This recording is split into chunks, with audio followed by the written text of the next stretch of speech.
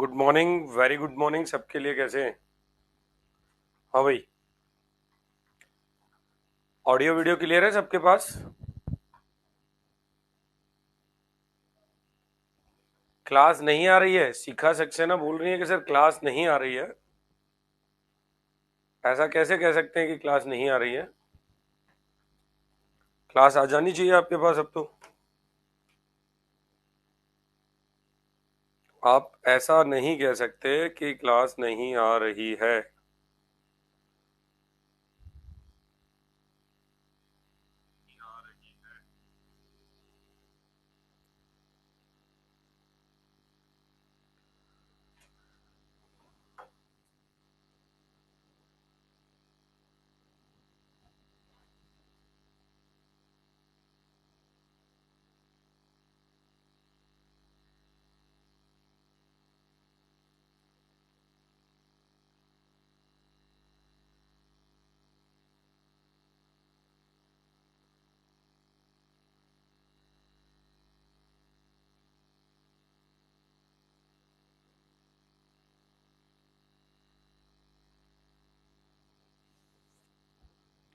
चलिए शुरुआत करें आज के सेशन की। गुड मॉर्निंग सबके लिए। हाँ, जिनको नहीं आ रही है वो एक बार बाहर जाके एप्लीकेशन से दोबारा अंदर आ जाओ, बिकॉज आप क्या पहले से ही ज्वाइन कर लेते हैं इसको। 2-5 मिनट लेट भी थे, 11 बजे का टाइम दिया था आपको। 1857 की क्रांति को लेकर के हमारी बात लास्ट क्लास में आपसे हो रही थी और 1857 की क्रांति के सभी संभावित कारणों पर हम लोगों ने चर्चाएं कर ली थी। तत्कालिक कारण में ब्राउन बेस बंदूक के स्थान पर इनफील्ड राइफल को इस्तेमाल किया जाना और किस किस तरीके से उन चर्बी वाले जो कारतूस थे उनके खिलाफ जो है एक माहौल ऐसा बन जाना कि भाई इनमें सुअर और गाय की चर्बी प्रयुक्त होती है। देन उसके बाद कुछ लोगों के द्वारा ये स्वीकार भी करना कि हाँ ऐसा है। तो ये सब हमने पढ़ लिया था। आज हम पढ़ेंगे कि इस विद्रोह की योजना कैसे तैयार हुई थी। यहां से आज का हमारा सेशन स्टार्ट होगा, क्योंकि लोग अपने अपने फील्ड में, आपको सबको पता है कि हताहत तो थे ही। कोई अपनी पेंशन को लेकर दुखी था, कोई अपने उत्तराधिकार को लेकर के दुखी था, किसी को पुत्र गोद नहीं लेने दिया जा रहा था। बहुत सारी चीजें थी। किसी सैनिक के लिए वेतन भत्ते नहीं थे, किसी सैनिक को डाक सेवाएं फ्री नहीं मिल रही थी। इन सब चीजों को देख करके हम ये समझते हैं कि यहाँ पर क्या था। यहाँ पर ऐसा सिचुएशन बना, ऐसा माहौल बना कि सब लोग अपने अपने आधार पर क्या करने की प्लानिंग कर बैठे, एक विद्रोह करने की प्लानिंग कर बैठे। विद्रोह की योजना की शुरुआत करेंगे। सबसे पहले आपको याद होगा एक नाम बाजीराव, जो कि अंतिम पेशवा थे। लेखन स्टार्ट करिएगा। बाजीराव जो कि अंतिम पेशवा थे, इनके बाद क्या हुआ था, इनके एक दत्तक पुत्र थे। बाजीराव के एक दत्तक पुत्र थे जिनका नाम था नाना साहब। इन्हें बड़े प्यार से धूधू पंत कह करके बुलाया जाता था। एक प्रश्न तो आपको यहीं से मिल जाएगा। अंग्रेजों ने क्या किया था? नाना साहब की पेंशन बंद कर दी। अंग्रेजों ने इनकी पेंशन को रोक दिया था। अंग्रेजों ने क्या किया? इनकी पेंशन रोक दी थी। इन नाना साहब के पास एक बहुत बड़े आदमी था, जिस व्यक्ति का नाम था अजीमुल्ला खां। आप जानते हैं, आपने ये नाम सुना होगा। अजीमुल्ला खां इनका एक निजी व्यक्तित्व था, एक निजी और एक सहायक व्यक्ति था।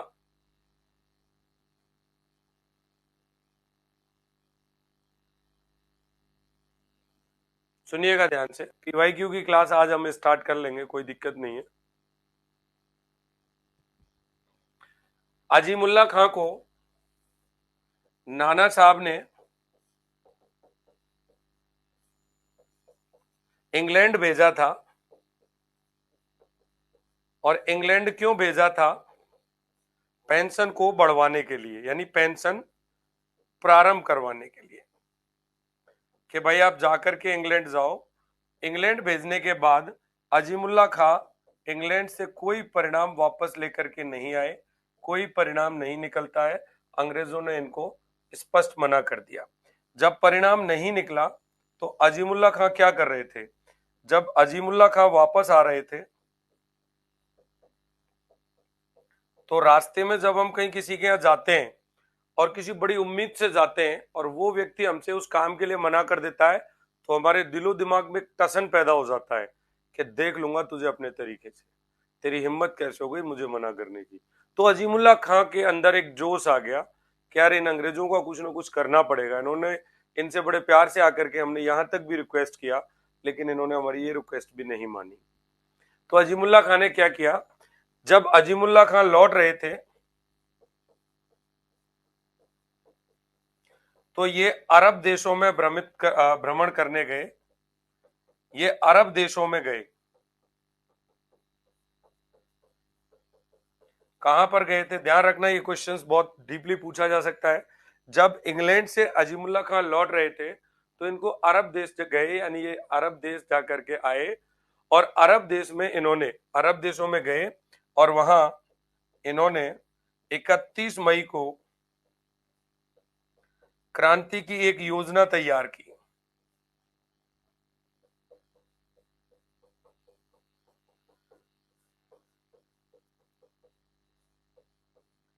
क्या तैयार किया?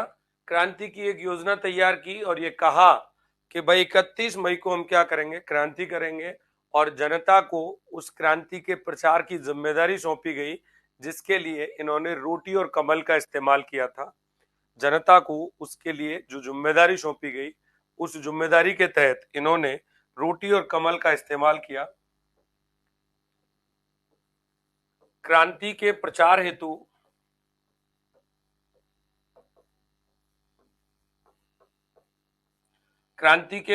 हेतु इन्होंने क्या किया, रोटी और कमल का सहारा लिया।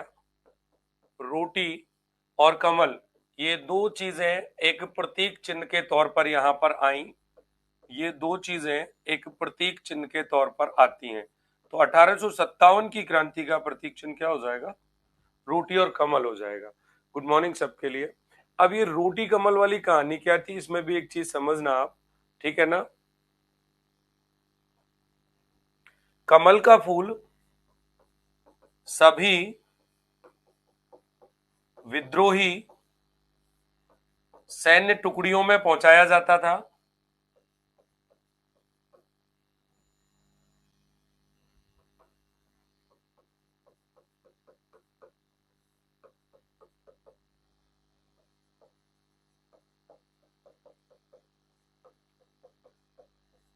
ये एक तरीके से गुप्त सूचना थी और रोटी को जो है वो एक चौकीदार दूसरे गांव, मतलब एक चौकीदार जो है एक गांव से दूसरे गांव में पहुंचाते थे। रोटी जो है वो चौकीदार द्वारा एक गांव से और दूसरे गांव भेजी जाती थी।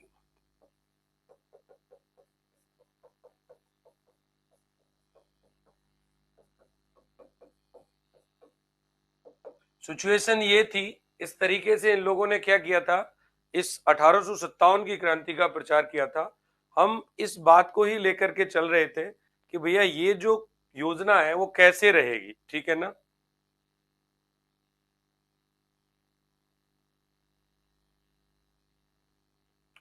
तो जो मैं आपको बता रहा था, अजीमुल्ला खां इन्होंने भी लंदन में योजना बना ली थी। अरब देशों से जब ये लौट करके आ रहे थे तभी योजना बना ली थी। और इसके अलावा एक और व्यक्ति थे जो कि सतारा के एक अब्दस्त राजा थे। उनके एक, जैसे ये नाना साहब के कौन थे, अजीज थे, वैसे ही एक व्यक्ति और था राणोजी बापू। राणोजी बापू कौन थे? ये सतारा के एक अपदस्थ राजा के निजी व्यक्ति थे। सतारा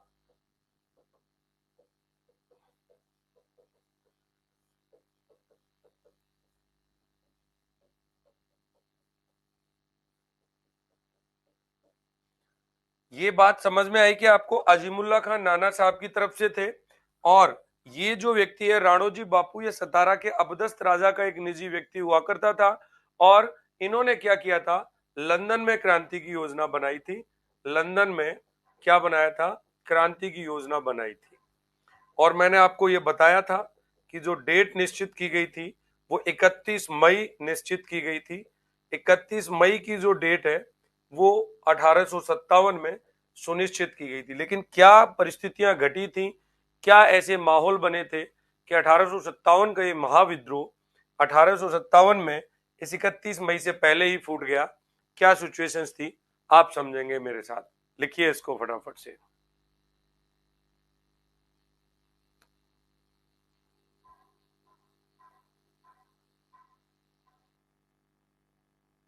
आगे बढ़े। इस पूरी घटना के आधार पर एक इतिहासकार हुए थे सुंदरलाल, उन्होंने एक टिप्पणी की थी।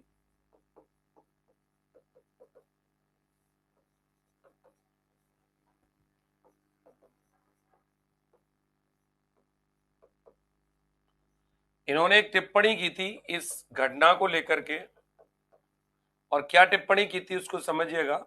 ये कहते हैं कि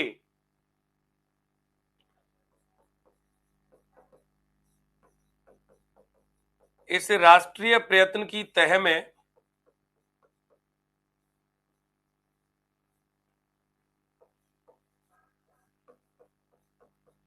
इस राष्ट्रीय प्रयत्न की तह में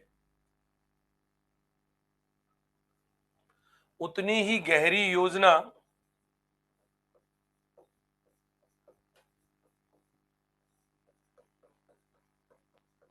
एवं गुप्त संगठन था।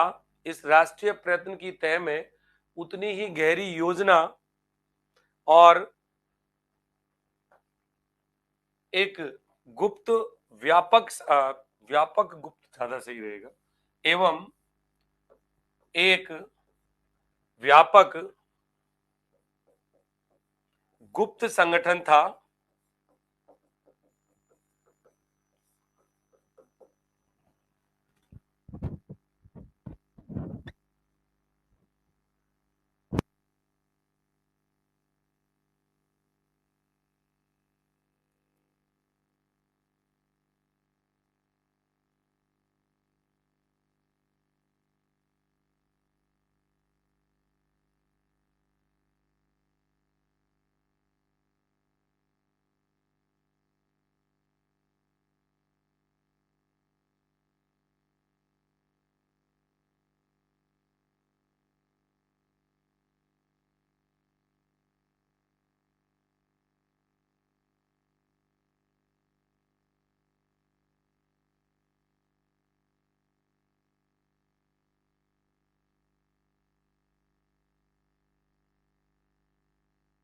इतिहासकार सुंदरलाल ने टिप्पणी की थी कि इस राष्ट्रीय प्रयत्न की तह में उतनी ही गहरी योजना एवं एक व्यापक गुप्त संगठन था।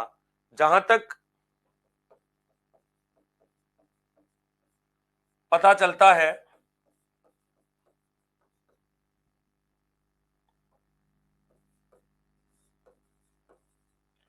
इस की जो योजना थी वो या तो कानपुर के समीप बिठूर में बनाई गई थी या फिर कहां पर बनाई गई थी, लंदन में बनाई गई थी। जहां तक पता चलता है इस विशाल योजना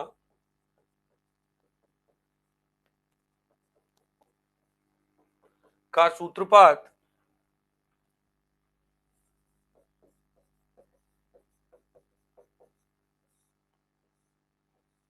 कानपुर के बिठूर या लंदन में हुआ था।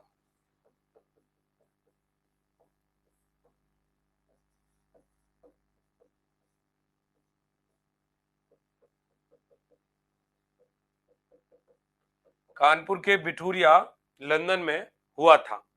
लिख लीजिएगा आप फटाफट से।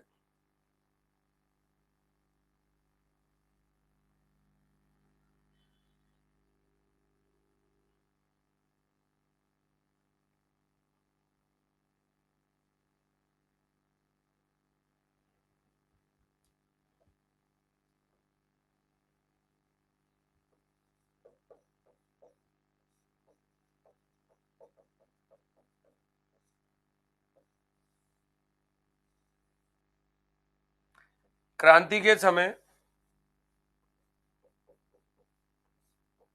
भारत का गवर्नर जनरल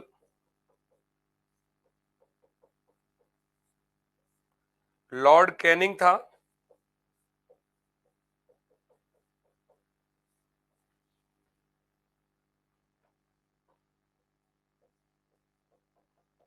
भारत का सम्राट बहादुर शाह जफर द्वितीय।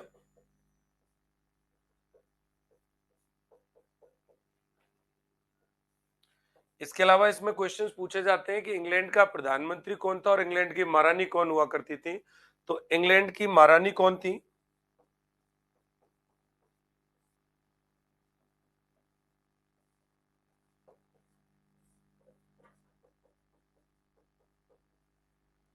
महारानी विक्टोरिया।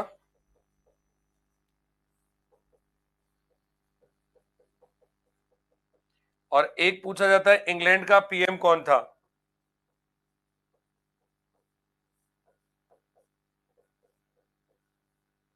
इंग्लैंड का पीएम कौन हुआ करता था? तो लॉर्ड पार्मस्टन जो है ये इंग्लैंड के पीएम हुआ करते थे।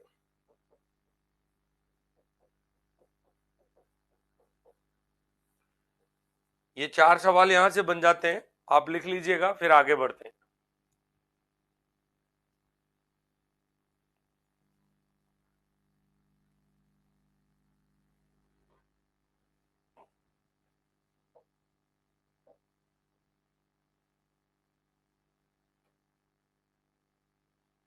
ये पूजा को हजम नहीं हो रहा। भारत का बादशाह। अब ठीक है। ये निकम्मे मुगल थे जो कोई काम के नहीं थे, इनको राजा, किंग, बादशाह, सुल्तान कुछ बोल लो। जिस बेब में तुम बोलना चाह रहे हो उस बेब को यहाँ नहीं सेट कर सकते ना। वो वैदिक, उत्तर वैदिक काल की बात है। उसके बाद परिस्थितियां तो चेंज हो गई है। तुम मॉडर्न हिस्ट्री पढ़ रही हो। तुम भारत का बादशाह लिख दिया मैंने इसको।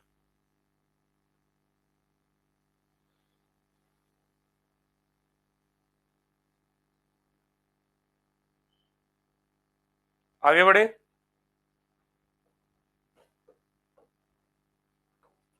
दोस्तों दिन था 29 मार्च 1857 का। और ढंग से समझिएगा इस दिन क्या होता है। 29 मार्च 1857 को कानपुर जो स्थान था, सॉरी, कलकत्ता, कलकत्ता जो स्थान था वहां पर एक छावनी थी। कलकत्ता में क्या था? एक छावनी थी और छावनी का नाम था बैरकपुर छावनी। क्या नाम था?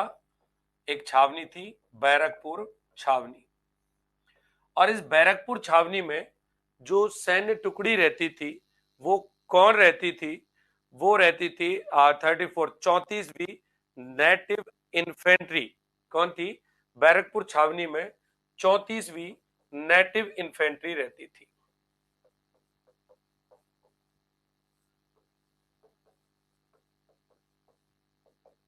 अब क्या हुआ था? इस 34वीं नेटिव इन्फेंट्री के थे 2 सिपाही। इस नेटिव इन्फेंट्री के 2 सिपाही कौन थे? वो 2 सिपाही, पहला व्यक्ति तो था मंगल पांडे और एक इस मंगल पांडे का कौन था? एक इस मंगल पांडे का भाई था जिसका नाम था ईश्वर पांडे। क्या हुआ करता था? मंगल पांडे और एक इसका भाई था ईश्वर पांडे। इसका भाई था कौन? ईश्वर पांडे। इन दोनों व्यक्तियों ने क्या किया? इन दोनों ने चर्बी युक्त कारतूस प्रयोग में लाने से मना कर दिया। चर्बी युक्त कारतूस प्रयोग में लेने से मना कर दिया।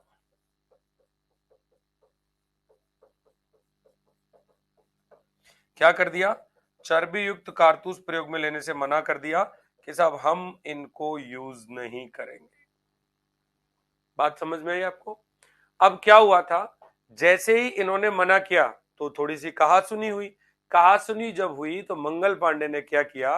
अपने इनको गोली मार दी, ऑफिसर्स को। अपने ऑफिसर्स को क्या कर दिया, इसने गोली मार दी। अब सिचुएशंस आगे बढ़ी, देखिएगा।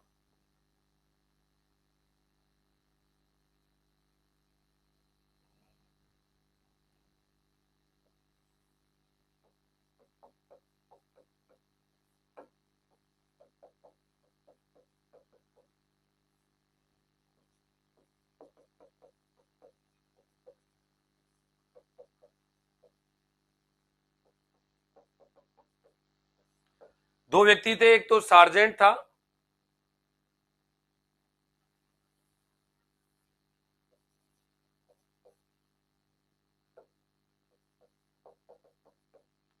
और एक लेफ्टिनेंट बाग था।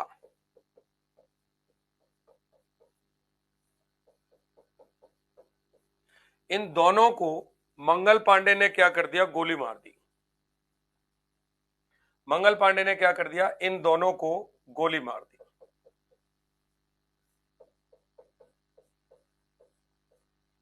मंगल पांडे ने इन दोनों को क्या कर दिया, गोली मार दी। ये बिना साम्राज्य का बादशाह था। अब जैसे ही इनको गोली मार दी तो फिर सिचुएशंस क्या हुई, दिक्कत आ गई। गोली मारने के बाद क्या हुआ, मंगल पांडे को पकड़ा गया, ठीक है ना। इस जगह पर आपसे एक प्रश्न पूछा जाता है, अंग्रेज अधिकारी जिसने विद्रोह किया, बहुत इंपॉर्टेंट रहेगा,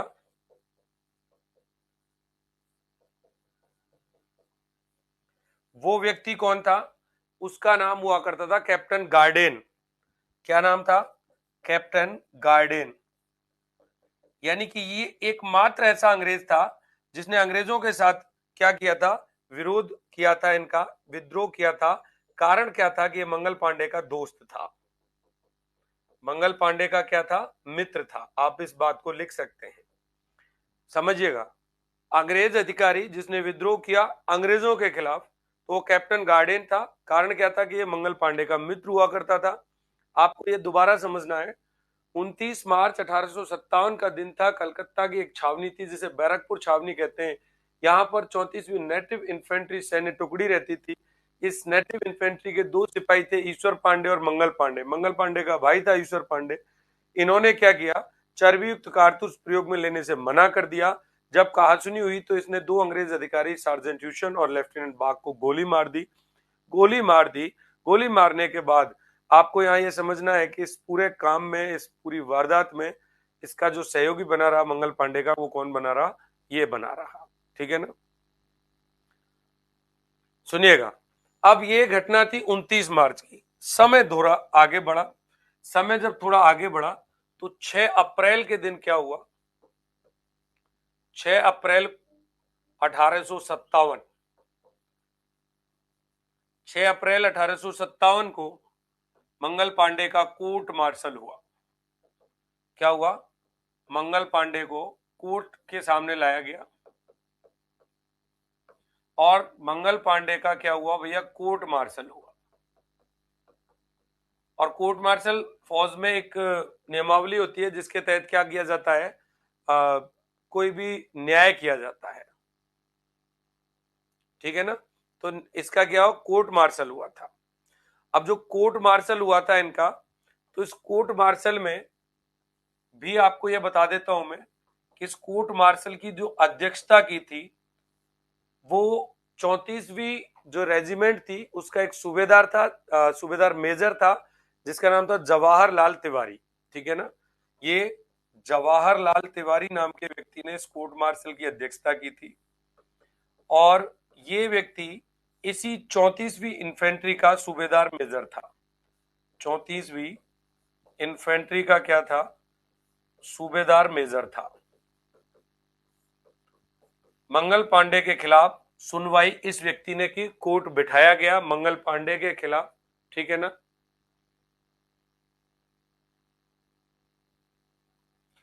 इस कोर्ट मार्शल में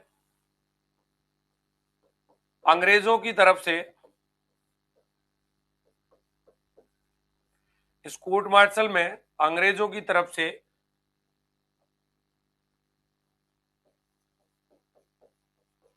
कैप्टन जीसी हैच थे।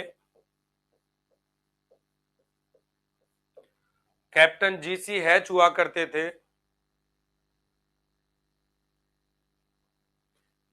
और ऐसे लिख दीजिएगा, कैप्टन जीसी सहित सहित कुल 14 सैन्य अधिकारी शामिल थे। ज्यादा नहीं लिखना इसमें। और मंगल पांडे पर कोर्ट मार्शल शुरू हुआ। और कोर्ट मार्शल जब शुरू हुआ तो मंगल पांडे से पूछा गया था कि भाई तुमने ये काम क्यों किया है, इसके लिए तुम्हें कोई एहसास है कि तुमने कोई गलत काम किया है, ऐसा कुछ तुम्हें फील होता है कि तुमने कोई गलत काम किया है। तो मंगल पांडे ने इस जगह एक जवाब दिया था, वो बड़ा बेहतरीन जवाब था, उसको मैं आपको लिखाऊंगा यहाँ पे।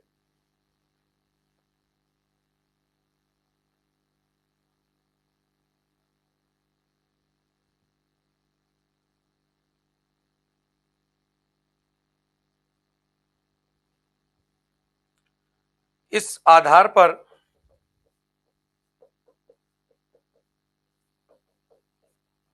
8 अप्रैल 1857 को मंगल पांडे को फांसी की सजा दी गई।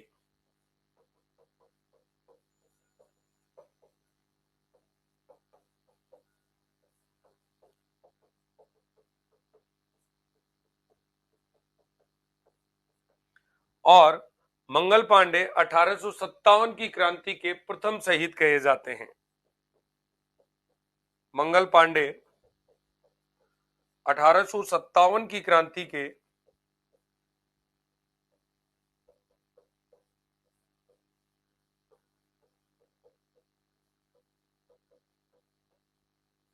क्या कहे जाते हैं? प्रथम शहीद कहे जाते हैं।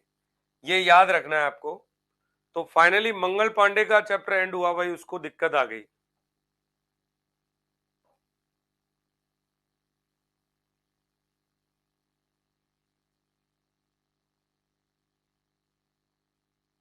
धन्यवाद, आप सभी का स्वागत है।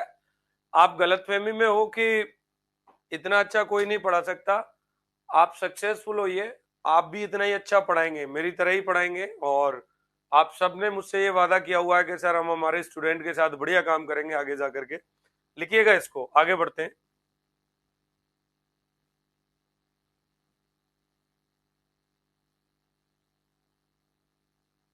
आगे लिखें। मंगल पांडे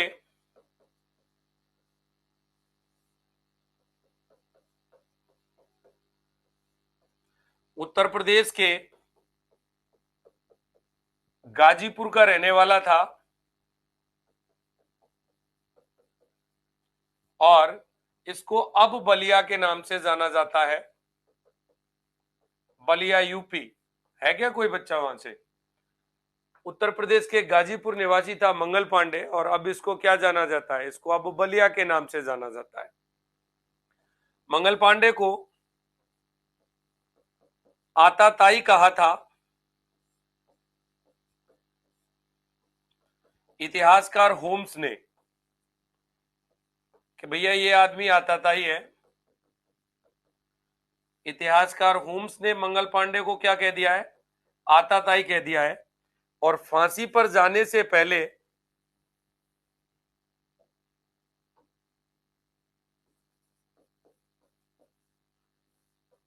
फांसी पर चढ़ने से पूर्व मंगल पांडे ने कहा था,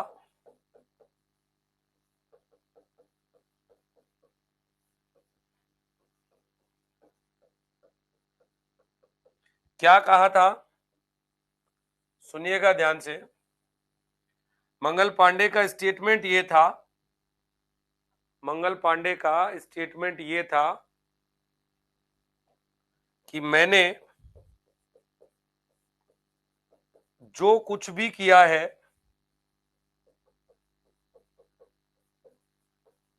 वह राष्ट्र एवं धर्म के लिए, मैंने जो कुछ भी किया है वह अरे आप पढ़ तो लो पहले, तुम लोग पता नहीं क्या कमेंट कमेंट खेलने लग जाते हो। मैंने जो कुछ भी किया है वह राष्ट्र, तुम्हें इस कैरेक्टर में खो जाना था यार। तुम्हारे अंदर या तो एक अंग्रेज अधिकारी डोल रहा था अभी, या मंगल पांडे तुम्हारे, तुमने मंगल पांडे का रोल निभा रहे थे तुम अभी। तुम कमेंट कमेंट खेल रहे हो। पढ़ो ध्यान से, ध्यान लगा के। मैंने जो कुछ भी किया है वह राष्ट्र और धर्म के लिए किया है। क्या है वो? धर्म के लिए किया है।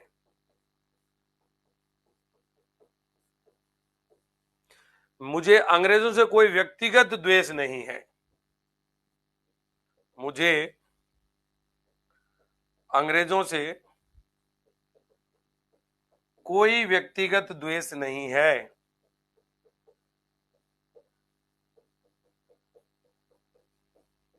और इस तरीके से 1857 की क्रांति का एक प्रथम शहीद आपके सामने मैंने रखा। आई होप कि आपके बिल्कुल समझ में आ गया होगा कि मंगल पांडे का कॉन्सेप्ट क्या था। कौन अंग्रेज था, कितने लोग उस कोर्ट मार्शल में बैठे थे, अध्यक्षता किसने की थी, मंगल पांडे का भाई कौन था साथ में, मंगल पांडे का दोस्त कौन था, सारी चीजें यहां पर क्लियर हो गई। तो ये कलकत्ता की बैरकपुर छावनी में सबसे पहले ये कॉन्सेप्ट घटित हो गया। उसके बाद क्या हुआ आगे की कहानी सुनिएगा। धीरे धीरे डेट आगे बढ़ी और डेट आई 21 मई 1857। 21 मई 1857 के दिन क्या हुआ? 21 मई 1857 को अवध रेजिमेंट, अवध रेजिमेंट के सिपाहियों ने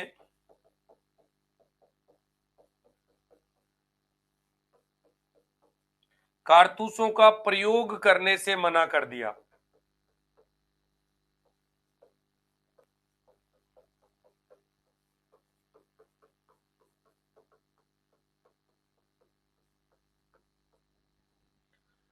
अवध रेजिमेंट के सिपाहियों ने 21 मई 1857 को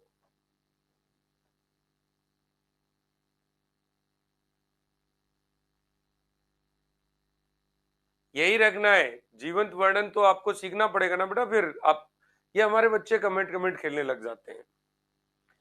जैसे ही इन्होंने मना किया, इस आधार पर कि भाई तुम मना कर रहे हो, इस रेजिमेंट को ही भंग कर दिया गया था।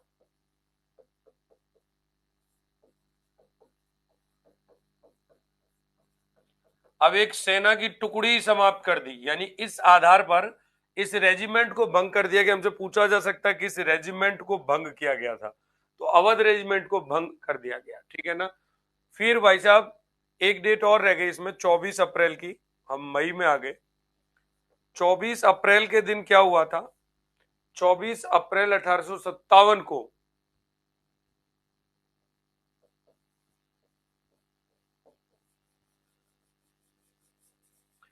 मेरठ छावनी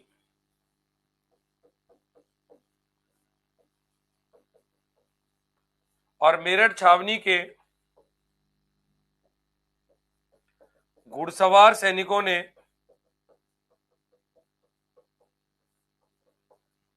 इन कारतूसों का प्रयोग करने से मना कर दिया।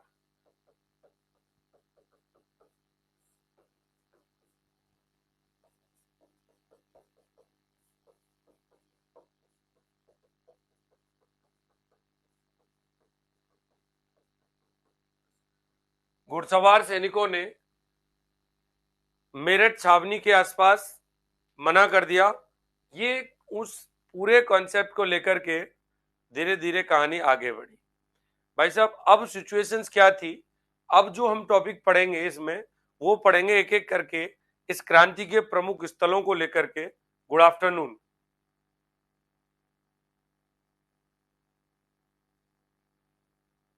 पढ़िए पढ़िए बेटा पढ़िए, आप सब लोग दिमाग मत लगाइए, सुनिएगा ध्यान से। अब एक हेडिंग बनाइएगा, क्रांति के प्रमुख स्थल। और पहला स्थल आपको मेरठ ही समझाएंगे। पहला स्थल क्या समझाएंगे? मेरठ। मेरठ कहां पड़ता है? उत्तर प्रदेश में, यूपी में पड़ता है मेरठ। ठीक है ना। मेरठ कहां पड़ता है? यूपी में पड़ता है।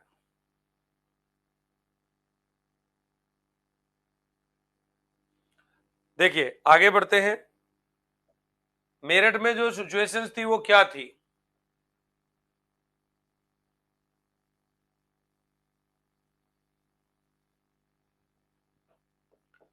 एटीन 15-7 मेरठ छावनी चलिए, और सबसे पहले जब आप इस छावनी में आ गए तो यहाँ के सबसे बड़े ऑफिसर से मिलिए, major general WH Hewitt. Major general WH Hewitt, इसको क्या बनाया गया था? हेड बनाया गया था, और ये मेरठ छावनी का हेड हुआ करता था। इस मेरठ छावनी के अंतर्गत कुल 6 रेजिमेंट कार्यरत करती थी, ठीक है ना। इस मेरठ छावनी में इस व्यक्ति के नेतृत्व में कुल 6 रेजिमेंट कार्यरत थी। कितनी रेजिमेंट थी? कुल 6 रेजिमेंट थी। और ये जो 6 रेजिमेंट थी, इन 6 रेजिमेंट में से 3 रेजिमेंट भारतीय थी।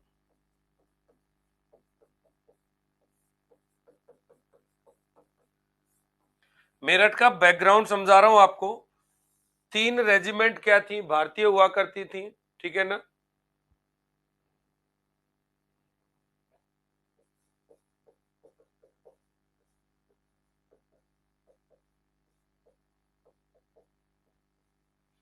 तीसरी लाइट कैवेली इसका नाम हुआ करता था। ये एक भारतीय घुड़सवारों की सेना थी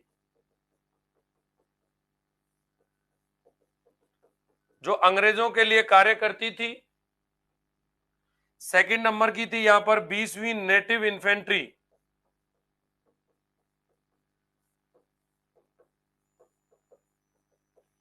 और एक यहां पर हुआ करती थी 11वीं नेटिव इन्फेंट्री।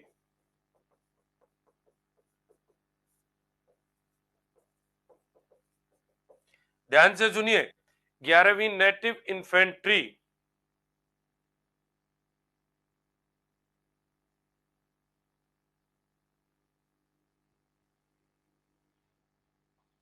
ग्यारहवीं नेटिव इन्फेंट्री, इसे हम लोग एक्चुअली नेटिव इन्फेंट्री का मतलब एक तरीके से पैदल सेना होता है। थल सैनिकों को नेटिव इन्फेंट्री के नाम से जानते हैं। सुनिएगा ध्यान से। अब आप ये आपने एक चीज समझ ली पूरे तरीके से। हम आपको लेके चले कहां पर? क्रांति के प्रमुख स्थलों में सबसे पहले बात कर रहा हूं मेरठ की। मेरठ कहां पड़ता है? उत्तर प्रदेश में। उत्तर प्रदेश की मेरठ में सिचुएशन ये थी, 1857 में मेरठ छावनी का नेतृत्व था मेजर जनरल WH हैविट के हाथ में। और मेरठ छावनी में कुल 6 रेजिमेंट थी। इन 6 में 3 अंग्रेजों की थी और 3 रेजिमेंट भारतीय थी। तीसरी लाइट कैवेली और 20वीं नेटिव इन्फेंट्री और 11वीं नेटिव इन्फेंट्री। फटाफट लिखिए, आगे बढ़ते हैं।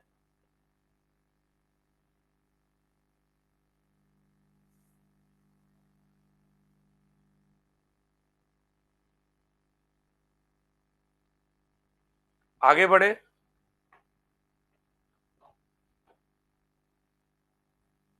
देखिए वाटरमार्क हमारी प्राइवेसी का पार्ट है। आज हम हमारे नोट्स बिना वाटरमार्क के किसी को दे देंगे तो कल कोई भी अपना ठप्पा लगा करके उनको मार्केट में बेच सकेगा। सो प्लीज इस बात पे आप मुझे कभी भी आज के बाद ये नहीं कहें कि सर वाटरमार्क हटा दीजिए या हल्का कर दीजिएगा। जैसे आप इस एप्लीकेशन का स्क्रीनशॉट नहीं ले सकते, जैसे आप इस एप्लीकेशन की रिकॉर्डिंग नहीं कर सकते स्क्रीन की, वैसे ही वाटरमार्क हमारी प्राइवेसी का पार्ट होता है, ठीक है ना। तो अब इस बात पे कोई एक्सक्यूज नहीं चाहिए आपसे। हेलो।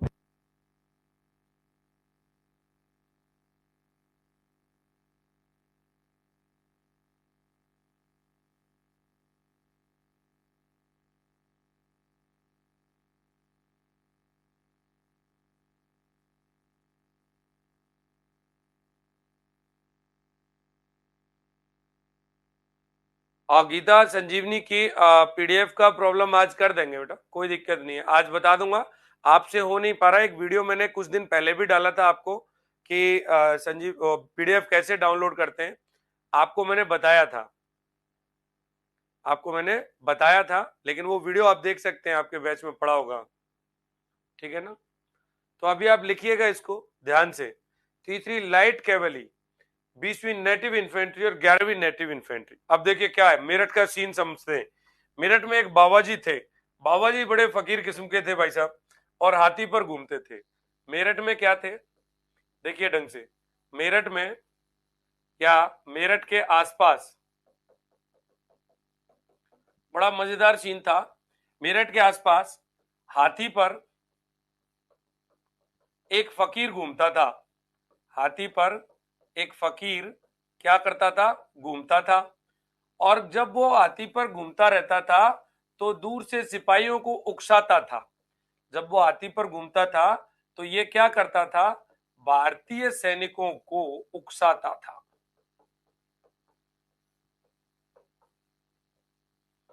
क्रांति के लिए उकसाता था कि तुम लोग अपने धर्म की रक्षा करने के लिए, तुम लोग क्या करोगे, अपने राष्ट्र की रक्षा करने के लिए अंग्रेजों के खिलाफ क्रांति कर दो। अब सुनिएगा, मेरठ के आसपास हाथी पर एक बाबा जी घूमता था, वो फकीर बाबा जी हुआ करता था। और अब ध्यान से सुनिएगा, जब ये इनको उकसाता था, जैसे ही इस बात का पता अंग्रेजों को चला, जैसे ही अंग्रेजों को पता चला, जैसे ही अंग्रेजों को पता चला, तो अंग्रेजों ने क्या किया, इस फकीर को आसपास के इलाकों से भगाकर मेरठ भेज दिया। अब मेरठ जब इस फकीर को भेज दिया तो ये फकीर क्या करता है, मेरठ में जाकर के, ठीक है ना, ये व्यक्ति क्या करता है, मेरठ छावनी में एक शिव प्रसिद्ध मंदिर था, एक प्रसिद्ध शिव मंदिर था, मेरठ भेज दिया।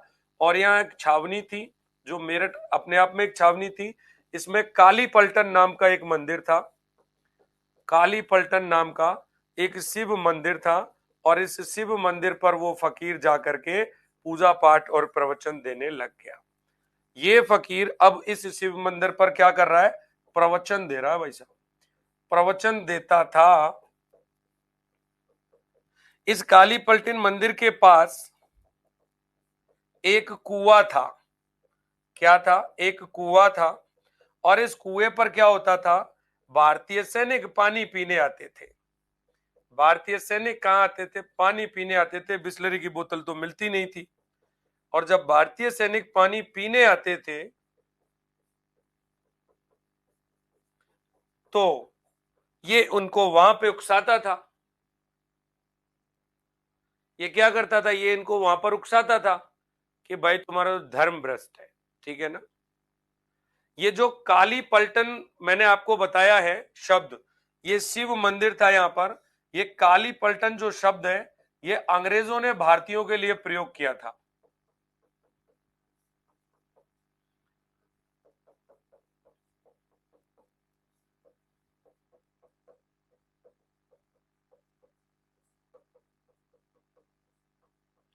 ये काली पलटन शब्द किसने यूज किया, अंग्रेजों ने किया, ठीक है ना। और अंग्रेजों ने काली पलटन कहा भारत के लोगों को। हाँ, ये जो शिव मंदिर था, ये शिव मंदिर औगड़नाथ मंदिर के नाम से जाना जाता है वर्तमान में। इसको क्या कहते हैं, वर्तमान में औगड़नाथ मंदिर कहते हैं, ठीक है ना।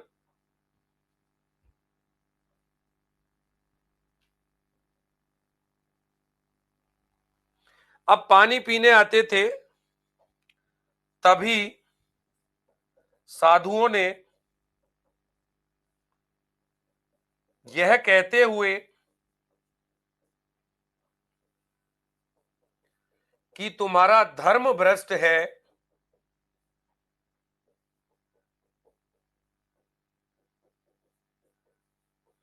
पानी पिलाने से इनकार कर दिया।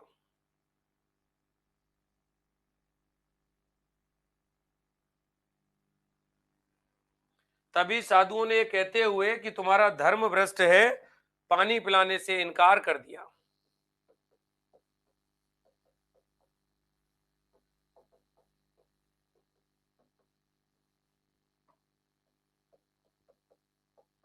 और उन्हें धर्म के प्रति जागृत किया।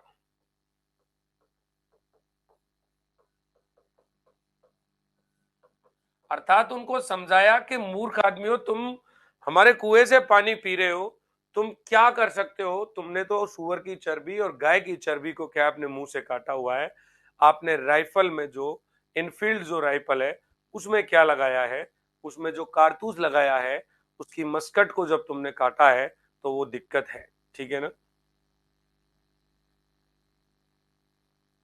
अब क्या हुआ भाई साहब, जैसे ही इन्होंने धर्म के प्रति जागृत किया, ओहो, यहीं से बड़ा मजा आ गया। यहां तो जागृत हो गए, और जो तीसरी कैवेली सेना की नेटिव इन्फेंट्री थी, तीसरी कैवेली, अब तीसरी कैवेली में कौन थे? अश्वारोही सैनिक थे। और इन अश्वारोही सैनिकों ने क्या किया? इसमें कौन थे? इसमें हिंदू भी थे और मुसलमान भी थे। सुनिएगा ध्यान से, हिंदू भी थे और मुसलमान भी थे। इन दोनों ने मिलकर के क्या किया? इन दोनों ने मिलकर के शपथ ली, कसम खाई, वादा किया। क्या किया? इन्होंने शपथ ली कि अब हम चर्बी वाले कारतूसों का प्रयोग नहीं करेंगे।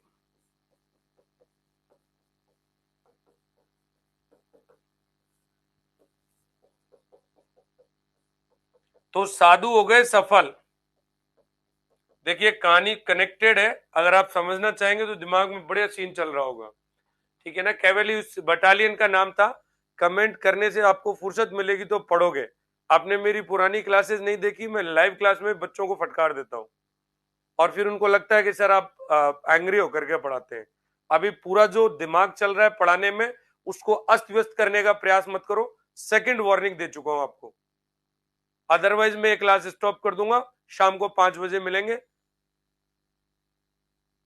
आपको यह समझाया ढंग से? तुम्हें फुर्सत है क्या? कैवेली का मतलब ये कमेंट कमेंट खेलने से 2 दिन के बच्चों की तरह पढ़ रहे हो।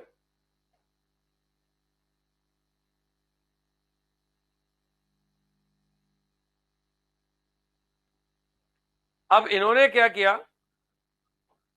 ये जो शपथ ली थी वो घटना थी 28 अप्रैल 1857 के दिन की।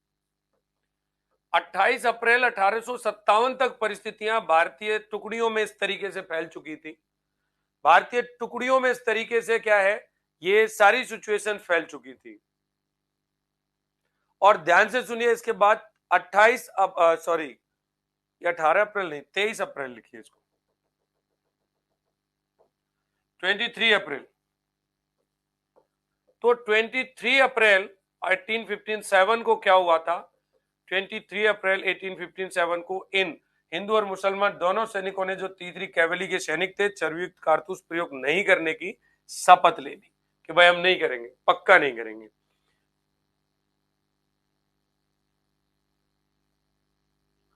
अब इन्होंने शपथ ले ली। अब क्या हुआ था? दिन आया 24 अप्रैल का। 24 अप्रैल के दिन क्या हो रहा है? इस सैन्य बटालियन के, इस सैन्य टुकड़ी के कुछ कमांडेंट थे, सॉरी कमांडेंट तो एक ही होता है, कुछ तो क्या ही थे। तो इन्होंने क्या किया भाई साहब? एक फोन उठा लेता हूं, रुकिए।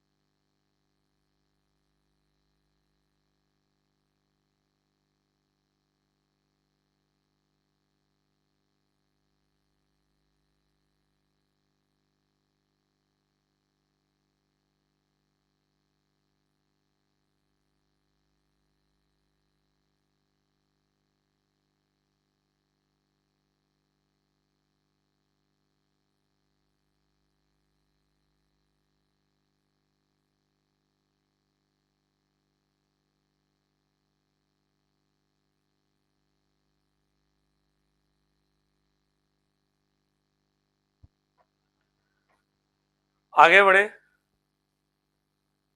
10 अप्रैल 1857 को इन्होंने ये घटना घटित कर दी। 23 अप्रैल को इन्होंने शपथ ले ली कि हम नहीं करेंगे। 24 अप्रैल को कर्नल कॉर्मिसेल स्मिथ परेड लेने आया। 24 अप्रैल को कर्नल कॉर्मिसेल स्मिथ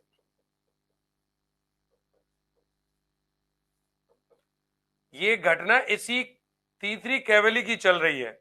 इसने क्या किया, सुबह की परेड आयोजित करवाई और अब ये इन्हीं तीसरी कैवेली अश्वरोही सैनिकों ने जो शपथ खाई थी, अगले दिन ये इनकी सुबह की परेड ले रहा है, ठीक है ना। और परेड के टाइम पर क्या हुआ था, जब इसने परेड ली तो इस परेड के समय क्या हुआ भाई साहब, 90 सिपाहियों में से और 85 सिपाहियों ने मना कर दिया कि क्या नहीं काटेंगे इस कारतूस को मुंह से, स्पष्ट मना कर दिया। स्पष्ट किस चीज के लिए मना कर दिया कि चर्बी युक्त कारतूस नहीं काटेंगे।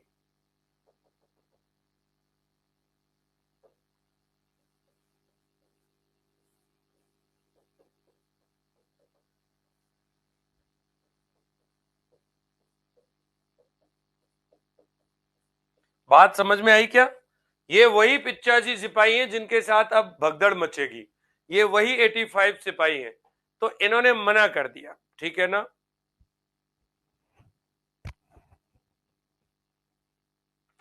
अब क्या हुआ, जब इन्होंने मना किया तो भाई साहब इनके साथ बड़ा बुरा हुआ। अब ये सेना का तो रूल आप जानते हो, तुरंत क्या करते हैं, इनको क्या करते हैं, कोर्ट मार्शल दे देते हैं, ठीक है ना। अब इनको क्या हुआ, इन 85 सिपाहियों का कोर्ट मार्शल कर दिया गया। इन 85 सिपाहियों का कोर्ट मार्शल, और कोर्ट मार्शल में क्या हुआ, ये घटना थी 6, 7, 8 मई की, 3 दिन इनका कोर्ट मार्शल चला। पहले इनको कोर्ट मार्शल में 10 वर्ष की सजा दी और बाद में इनकी सजा में थोड़ी सी कमी करते हुए बाद में इनकी सजा 5 वर्ष कर दी, बाद में 5 वर्ष की सजा दी। और इस सजा के तहत इन सिपाहियों को क्या कर दिया गया, विक्टोरिया जेल में बंद कर दिया गया। इनको इस सजा के तहत क्या कर दिया गया, विक्टोरिया जेल में बंद कर दिया गया। अब आप पहुंच गए क्या विक्टोरिया जेल, बताओ मुझे। इन सिपाहियों को, उन 85 सिपाहियों को जिन्होंने शपथ ली थी, कसम खाई थी कि नहीं करेंगे आपके, इनका प्रयोग हम नहीं करेंगे चर्बी वाले कारतूसों का, और इन 85 सिपाहियों को 6, 7 और 8 मई के दिन क्या हुआ था, कोर्ट मार्शल किया गया। और उस कोर्ट मार्शल के माध्यम से इनको, पहले इनको 10 वर्ष की, ठीक है ना, इन्होंने 10 वर्ष की इनको क्या दिया था, सजा दी थी, और 10 वर्ष की सजा को क्या कर दिया था, 5 वर्ष कर दिया था।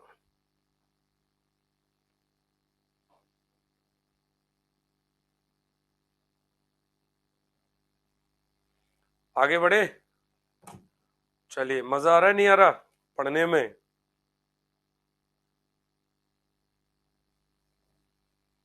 अब ये घटना थी 9 मई की, ये घटना कब थी, 9 मई 1857।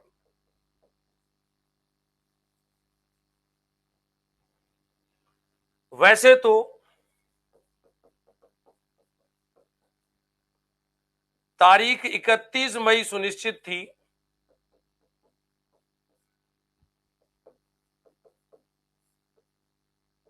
वैसे तो क्या था, तारीख 31 मई प्लान थी क्रांति के लिए, लेकिन ये विक्टोरिया जेल वाली घटना आग की तरह पूरे मेरठ में फैल गई। और ये जब पूरे मेरठ में फैली तो इस आधार पर 10 मई दिन था, रविवार, ईयर था 1857, और 1857 के दिन क्या हुआ, लोगों ने विद्रोह का आगाज कर दिया। लोगों ने क्या कर दिया, विद्रोह का आगाज कर दिया। तो 9 मई को इनको जेल में बंद किया गया। आपको पता था कि यहां पर विद्रोह का आगाज हो गया। क्या हो गया? विद्रोह का आगाज हो गया। बहुत सारे लोगों ने क्या किया? अंग्रेजों के घरों पे जाना बंद कर दिया, काम धंधे बंद कर दिए, सब क्लियर कर दिया। जब विद्रोह का आगाज हो गया और ये खबर पूरे तरीके से आग की तरह मेरठ में फैल चुकी है, तो अब क्या होगा कि मेरठ में ऑलरेडी 3 रेजिमेंट थी, मैंने आपको समझाया था, सिखाया था। अब वो 3 रेजिमेंट में से कोई तो सोचेगा कि इस विक्टोरिया जेल में जाएं, अपने 85 भाइयों को छुड़ा करके तो लाना पड़ेगा।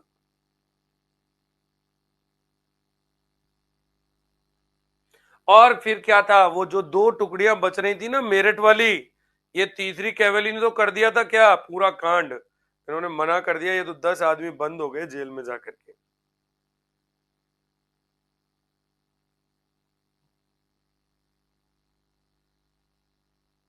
आगे बढ़े, चलिएगा, लिख लिया आपने ये।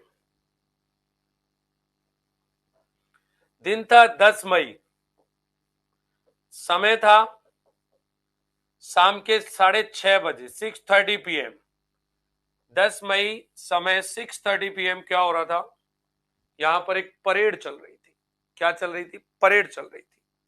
तो इस जगह क्या हो रहा था? परेड हो रही थी। और इस परेड में क्या हुआ? एक अद्भुत घटना घटी। इस परेड के टाइम पर जो 20वीं नेटिव इन्फेंट्री के एक सिपाही थे, ठीक है ना, यहां पर इस परेड में 20वीं नेटिव इन्फेंट्री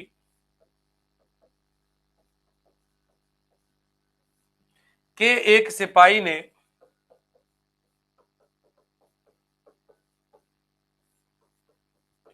11वीं नेटिव इन्फेंट्री के अधिकारी को गोली मारी थी।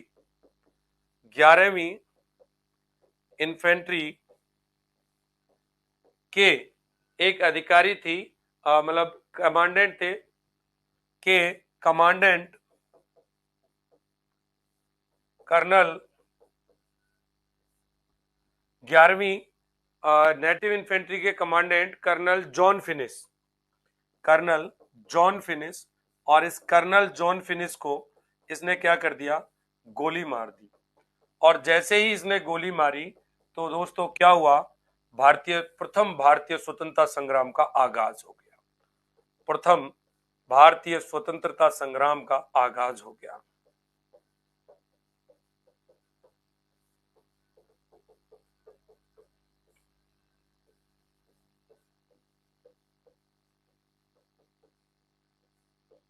बात समझ में आ गई?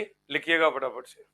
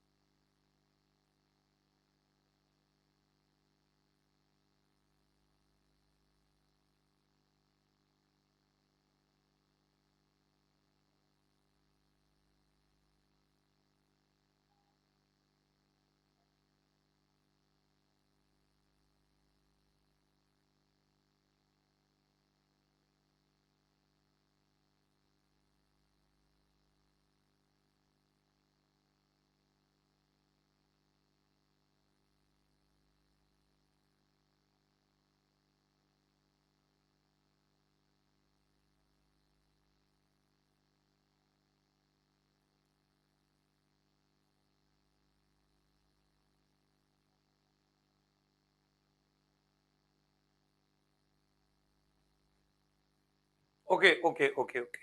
तो प्रथम भारतीय, मैं क्या, वो हमारे सोसाइटी के ग्रुप में मैसेज आ रहे थे और 2 लोग उसमें लड़ बैठे, आपस में झगड़ बैठे, उनके मैसेज पढ़ने लग गया था। आगे बढ़े। इस प्रकार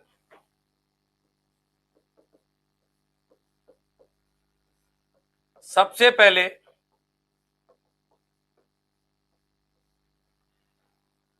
सेना की तीनों रेजिमेंट क्या हुई, एकत्रित हुई, मेरठ में एक जगह मिली और एकत्रित होकर इन्होंने हमला किया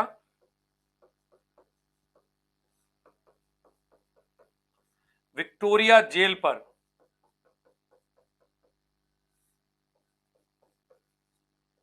और 85 सैनिकों को छुड़ा लिया। मजा आ गया भाई, 85 सैनिकों को मुक्त करा दिया। आपके दिमाग में तो फिल्म चलनी चाहिए, बिना टिकट के आपको मूवी दिखा रहे हैं 1857 की, फिर भी नहीं समझ रहे हो। ठीक है ना? हाँ नहीं, वो एक्चुअली यहाँ मुद्दा अलग है। यहाँ क्या है, यहाँ मुद्दा अलग होता है, ये सोसाइटी की नेतागिरी अलग होती है, आप समझते नहीं है।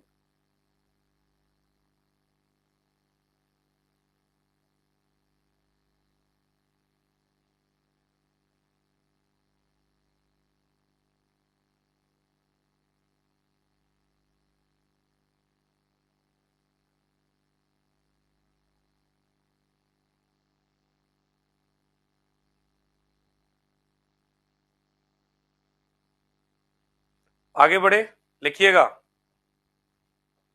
और जैसे ही इन्होंने इनको इन 85 सैनिकों को क्या कराया, मुक्त कराया। ठीक है, और 85 सैनिकों के साथ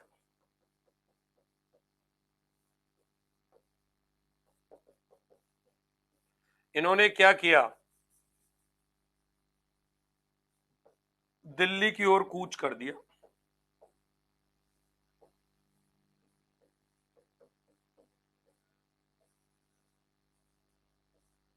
क्या कर दिया, दिल्ली की ओर कूच कर दिया। दिल्ली की ओर कूच कर दिया, और दिल्ली की ओर कूच कर दिया तो इन्होंने नारा दिया था, चलो दिल्ली। इस टाइम पे नारा क्या दिया था, चलो दिल्ली।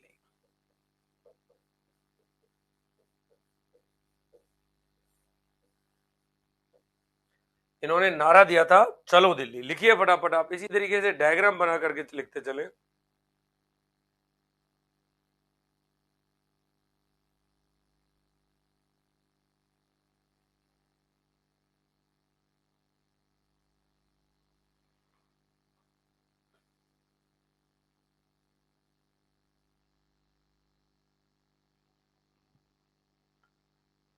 ग्यारह मई 1857 को दिल्ली पहुंचे। 12 मई 1857 को दिल्ली विजिट किया। जीत करके और बहादुर शाह जफर को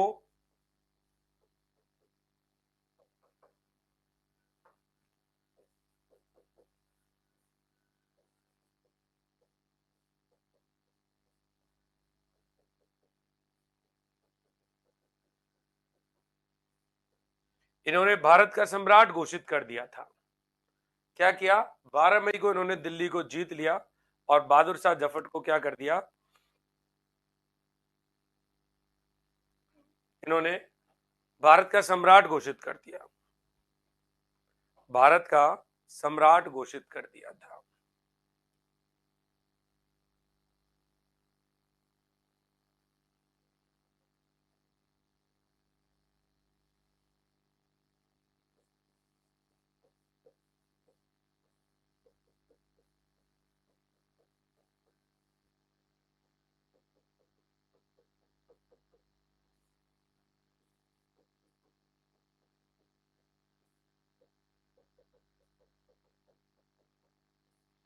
इस समय हुआ करता था लेफ्टिनेंट विलोबी।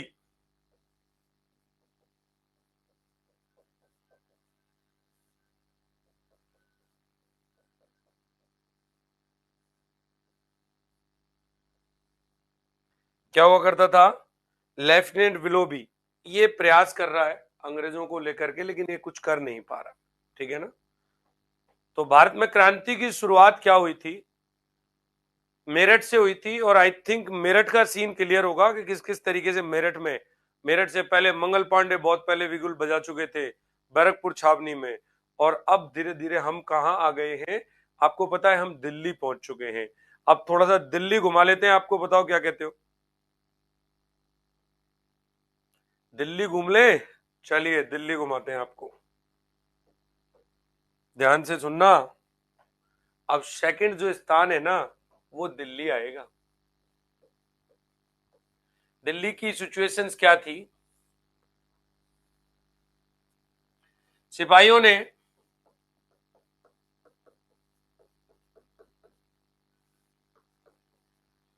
बहादुर शाह जफर को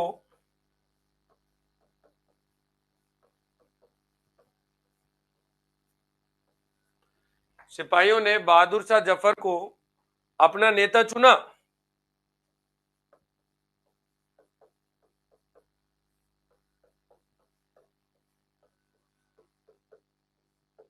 सिपाहियों ने बहादुर शाह जफर को अपना नेता चुना, लेकिन यार ये व्यक्ति इस समय 82 वर्ष का था, इस समय 82 वर्ष का था।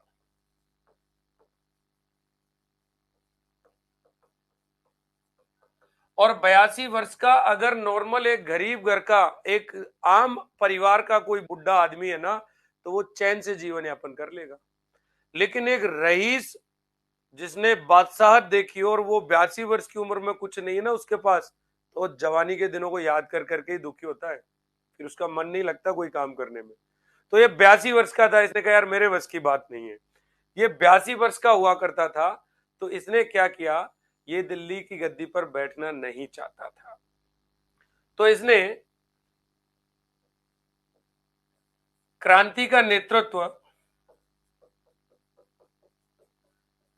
एक अन्य व्यक्ति को सौंप दिया, जो कि रुहेलखंड बरेली के व्यक्ति थे, बख्त खान।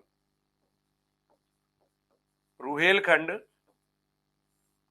बरेली, और रुहेलखंड बरेली के बख्त खान को इसने क्या किया, नेतृत्व सौंप दिया। 82 वर्ष का आदमी, इसके बस की बात नहीं है।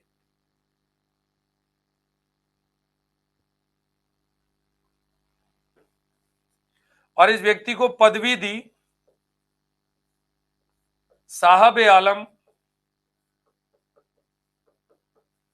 और खान बहादुर खान।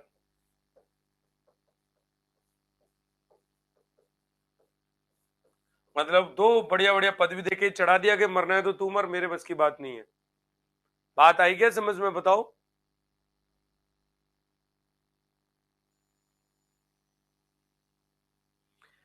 इसको क्रांति का नेतृत्व दिया, तथा साथ ही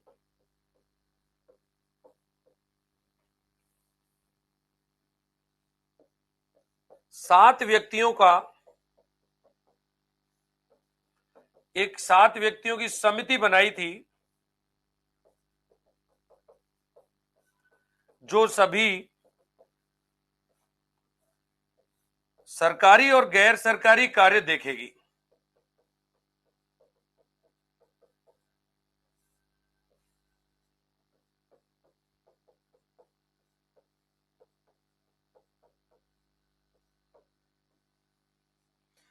जो समिति सभी प्रकार के सरकारी और गैर सरकारी क्या करेगी, कार्य देखेगी।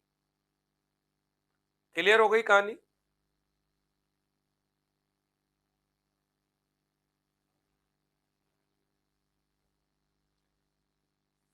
पहले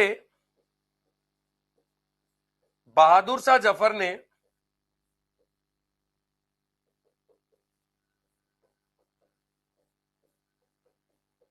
क्रांति का प्रधान सेनापति किसको बनाया था?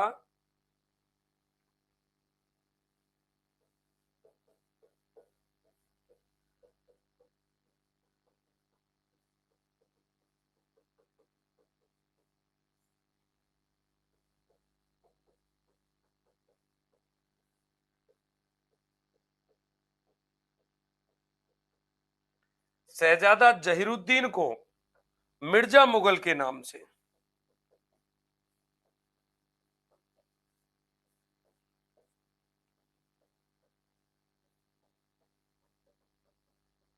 और बाद में बख्त खान।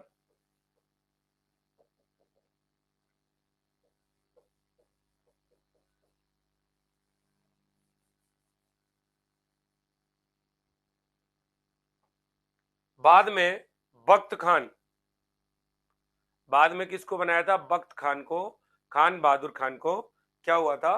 प्रधान सेनापति बना दिया था। ये जो इस बोर्ड पे घटना है वो दिल्ली के दरबार की है। वो 85 सैनिक दिल्ली पहुंच चुके हैं, बहादुर शाह से कह रहे कि तुम हमारे नेता हो, तुम दिल्ली की गद्दी पे बैठो, बन के मैं यहां तक तो बैठ लूंगा, लेकिन क्रांति व्रांति का नेतृत्व तो भाई मेरे बस की बात नहीं है। क्या करोगे? तो फिर बोला पहले तो इसने बनाया था ये प्रधान सेनापति शहजादा जहरुद्दीन मिर्जा मुगल की पदवी के साथ, बाद में फिर बख्त खान को दे दिया, और बख्त खान को भी 2 बढ़िया बढ़िया लॉलीपॉप दे दिए इसने कि आप साहब आलम हो और आप खान बहादुर खान हो, हम बचे, हम फ्री हुए, तुम काम करो। यार एक्चुअली ये सब मजाक की बातें हैं, लेकिन आदमी के बस की बात नहीं थी। 82 ईयर्स ओल्ड, 82 साल का आदमी क्या करेगा? कुछ नहीं कर सकता। आगे बढ़े।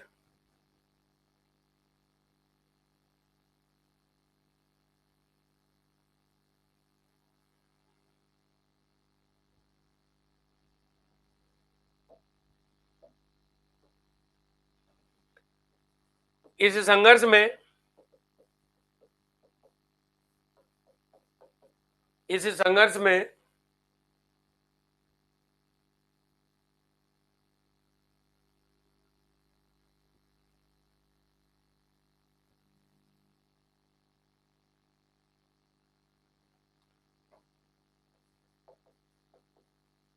बहादुर शाह जफर, इस संघर्ष में बहादुर शाह जफर के साथ बड़ा बुरा हुआ था। इसके 2 पुत्रों को, बहादुर शाह जफर के 2 पुत्रों को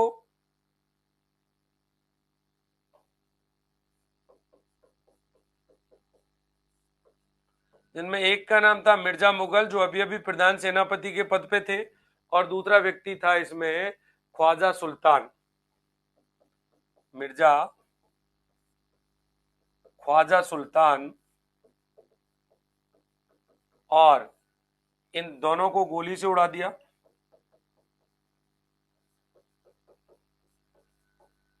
और बहादुर शाह जफर के एक पोते को, जिसका नाम था अबू बक्र, इसको भी गोली मार दी। ये बहादुर शाह जफर के सामने हुआ, इसी के सामने मार दिया था, ठीक है ना? यस, लाल किले के सामने गोली से उड़ा दिया गया इनको।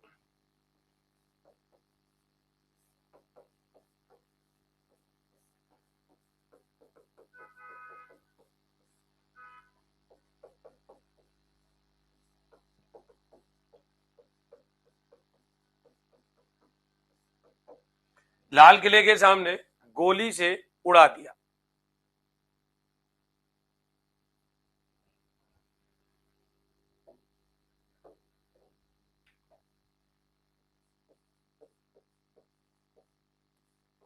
दिल्ली में अंग्रेजों ने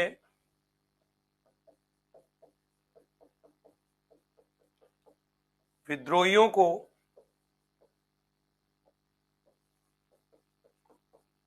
खदेड़ने के उद्देश्य से 14 सितंबर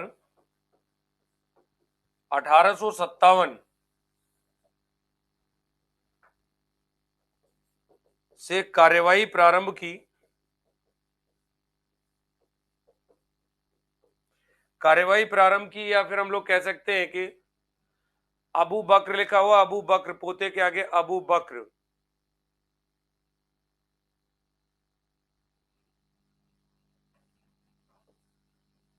बच्चागिरी पूछ रहे हैं सर, अंग्रेज अधिकारी हडसन ने गोली मारी थी।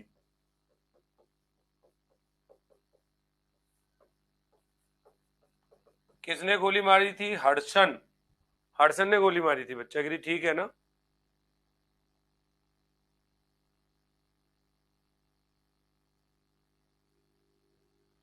प्रारंभ हुआ, और जब कार्यवाही प्रारंभ हुई तो अंग्रेज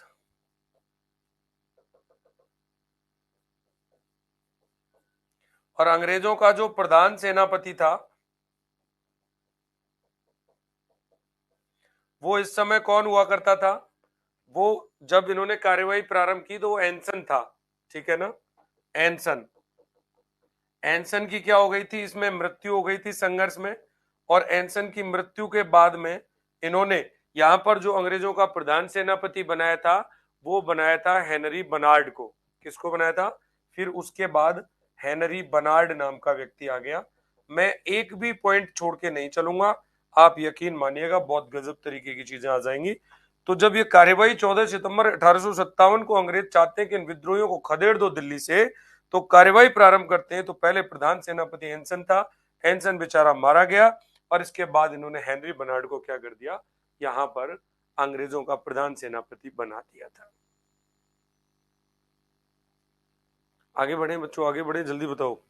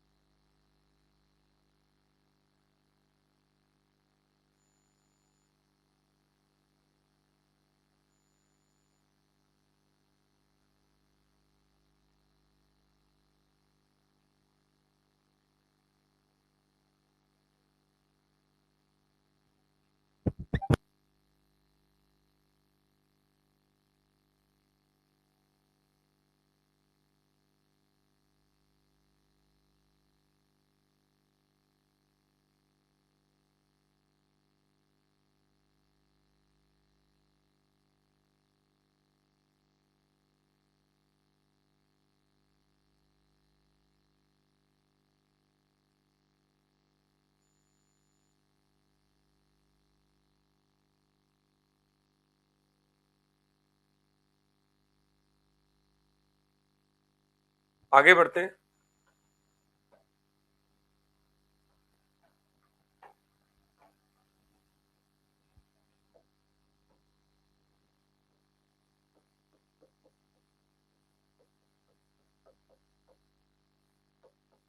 हेनरी बनार्ड अभी मैंने बताया, और एक था ब्रिगेडियर विल्सन। इन दोनों की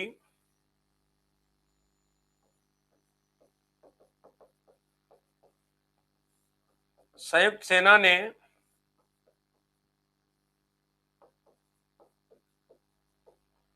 दिल्ली को घेर लिया।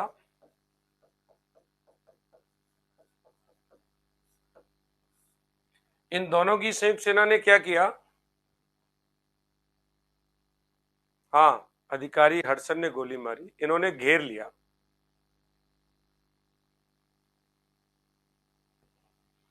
और 6 दिन के संघर्ष के बाद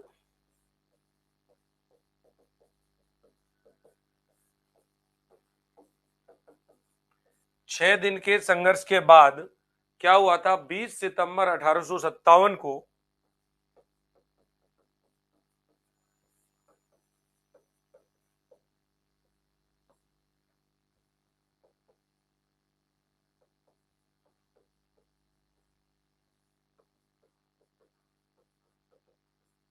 दिल्ली पर पुनः अंग्रेजों का अधिकार हो गया। तो आपने दिल्ली भी समझ ली और मेरठ भी समझ लिया। मेरठ की कहानी क्या थी और दिल्ली की कहानी क्या थी, ठीक है ना?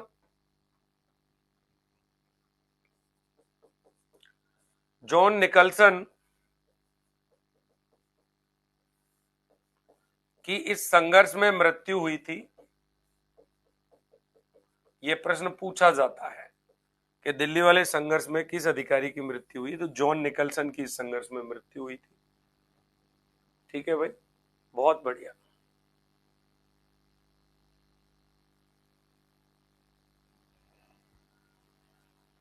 दिल्ली में भयंकर नरसंहार हुआ दिल्ली के इस नरसंहार की भयावहता पर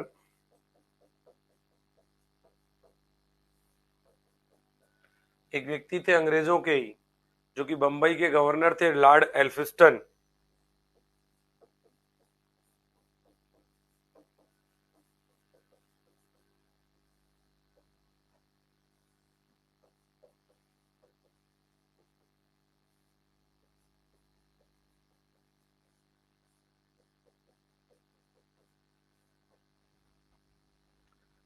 कहते हैं कि दिल्ली पर पुनः अधिकार के बाद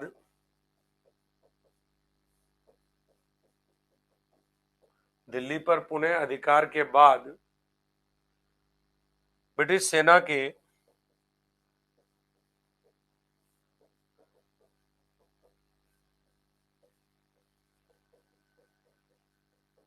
अपराधों का वर्णन नहीं किया जा सकता।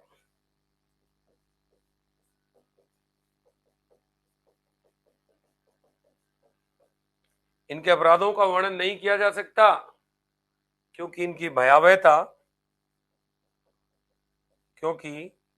इस नरसंहार की भयावहता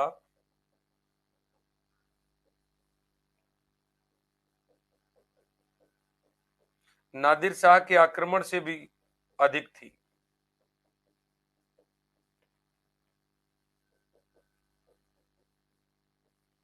तो अंग्रेजों को नादिर शाह के आक्रमण से भी अधिक थी। अधिक थी लिख देना या लास्ट में, अधिक थी रहना नहीं है।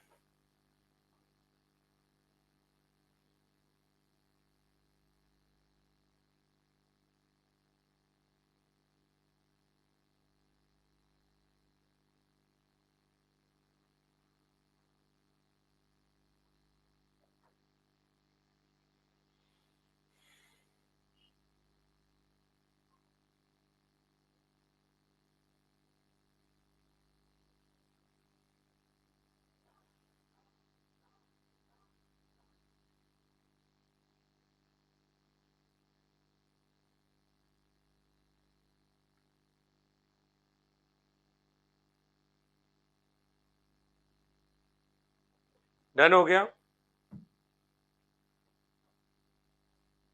लिखिए, पैराग्राफ चेंज करके थोड़ा बहुत खुद भी लिख लिया करो, सारा कुछ मुझसे लिखवा दिया आज आपने। लिखोगे क्या, बताओ? बोल दूं थोड़ा सा?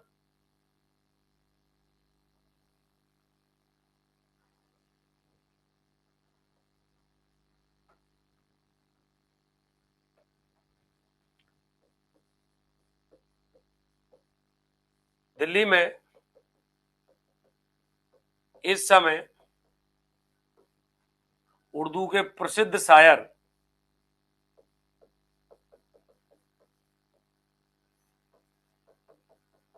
मिर्जा गालिब थे।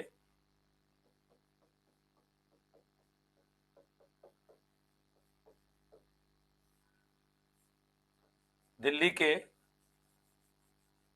इस 1857 की क्रांति के टाइम पर मिर्जा गालिब हुआ करते थे, ठीक है ना? इन्होंने 1857 की क्रांति पर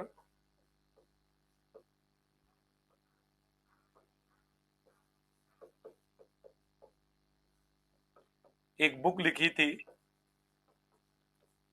जिसका नाम था दस्तूब। मिर्जा गालिब ने लिखी थी 1857 की क्रांति पर, दस्तूब नाम का जो है बुक लिखा हुआ था। मिर्जा गालिब ने कहा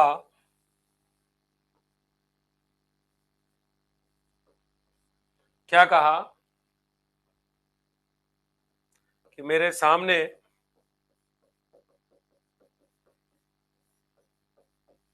रक्त का एक विशाल सागर है,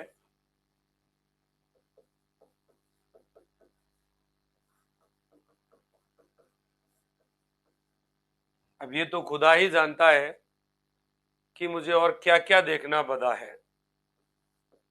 अब यह तो खुदा ही जानता है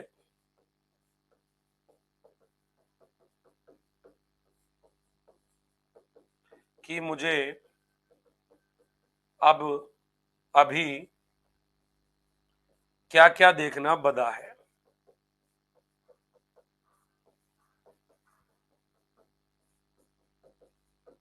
बदा है मतलब बचा है, ये तो ईश्वर जाने। हाँ, आया होगा जरूर।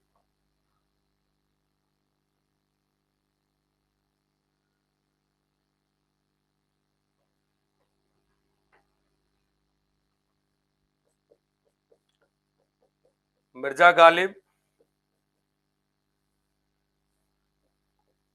उर्दू एवं फारसी के महान शायर थे।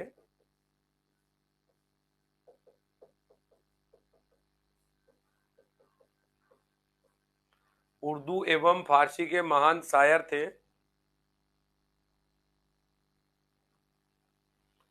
इनका मूल नाम असद उल्लाह बेग खां, मिर्जा असदुल्ला बेग खां था।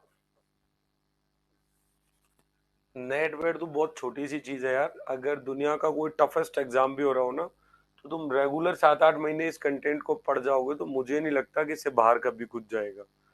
बशर्ते तुम्हारे अंदर उतना स्टेमिना होना चाहिए कि तुम इसको पचा पाओ। असदुल्ला बेग खां इनका क्या था, मूल नाम हुआ करता था। ठीक है ना। ये आगरा के निवासी थे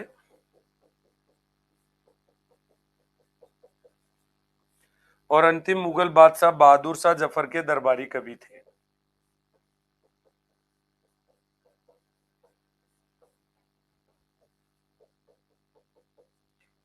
हाँ भाई, संजीवनी वालों को क्या लग रहा है, ऐसे रिवीजन हो जाता क्या? तुम्हारा तो पीडीएफ से ही काम चलेगा।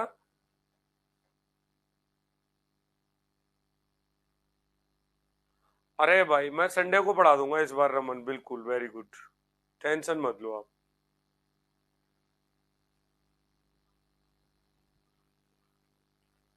ये दरबारी कवि था। बहादुर शाह सफर ने गालिब को उपाधि दी।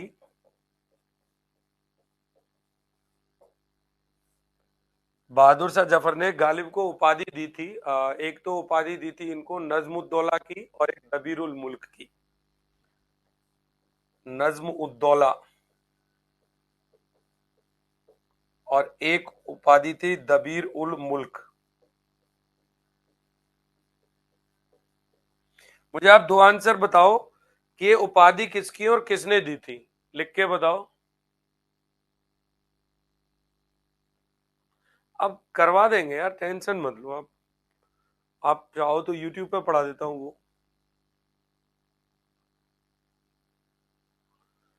देखो भाई साहब, संघर्ष में जीवन है ना। यस मैडम घर पे है नहीं, अकेला मुझे यहाँ रहना पड़ता है आजकल। आपको बताया था, और मैं घर भी स्टूडियो था, वहां रह करके भी पढ़ा सकता था। लेकिन आप लोगों के लिए मेरी जो अगले 20-25 दिन में प्लानिंग है, उसको मैं वहां से फुलफिल नहीं कर सकता था, बिकॉज उस स्टूडियो पे लोड रहता है। तो ऐसी परिस्थिति में मैं यहाँ आया हूँ आपके लिए, तो आपके लिए काम करूंगा, आप निश्चिंत रहिएगा। आपको ये पता चला ये उपाधियां किसकी थी? करा देंगे शालिनी, बिल्कुल करा देंगे, डोंट वरी। ये उपाधियां मिर्जा गालिब की थी, नज्मुद्दौला और दबीर उल मुल्क उपाधियां किसकी थी? मिर्जा गालिब की हुआ करती थी। ठीक है ना, ओके, वेरी गुड, ये आपके समझ में आ गया।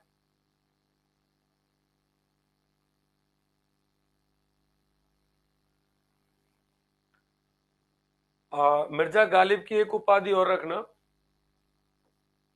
इन्हें मिर्जा नौसा का खिताब भी मिला हुआ था, मिर्जा नौसा भी कहते थे। वही लिख देते ना नीचे, मिर्जा नौसा भी गालिब की उपाधि थी। और गालिब जो है वो फखरुद्दीन, इनका एक पुत्र हुआ करता था, उनके शिक्षक थे। अर्थात गालिब, मिर्जा गालिब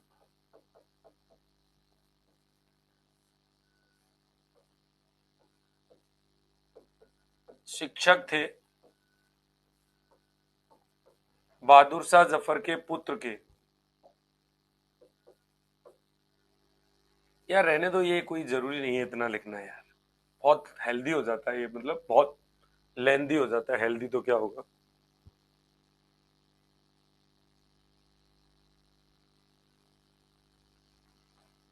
यस, मिर्जा गालिब की उपाधियां थी, बहादुर शाह ने दी थी। रमन करवा दूंगा, टेंशन मत लो यार आप।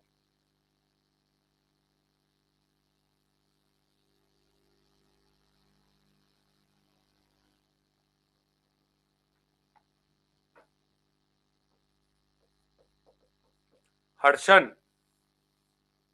हर्षन को जानते हैं?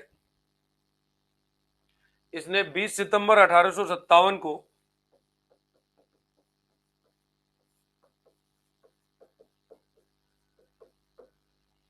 मदद ली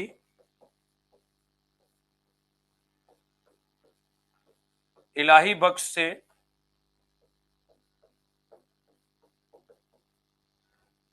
ये इलाही बख्श कौन था? बहादुर शाह जफर प्लस इसकी पत्नी, इन दोनों को गिरफ्तार किया था। और गिरफ्तार कहां से किया था? हुमायूं के मकबरे से किया था। हुमायूं के मकबरे से। ये बहादुर शाह जफर का रिश्तेदार था, धोखेबाज निकला। इलाही बख्श ने बहादुर शाह जफर और इसकी पत्नी को हडसन के हवाले करवा दिया हुमायूं के मकबरे से। ठीक है ना?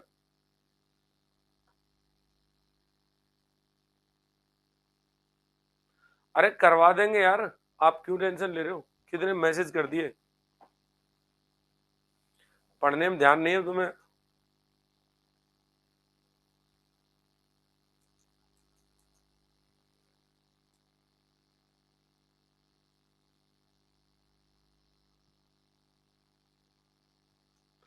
वादे टूट जाते हैं, वादे नहीं करने चाहिए। इस बार दावा करते हैं। वादा क्या होता है? टूट जाता है। इसलिए दावा करते हैं कि पढ़ा देंगे पेपर से पहले, अभी पढ़ा देंगे 2-4 दिन में। हुमायूं के मकबरे से गिरफ्तार कर लिया इसने, ठीक है ना? क्या कर लिया? इसको गिरफ्तार कर लिया।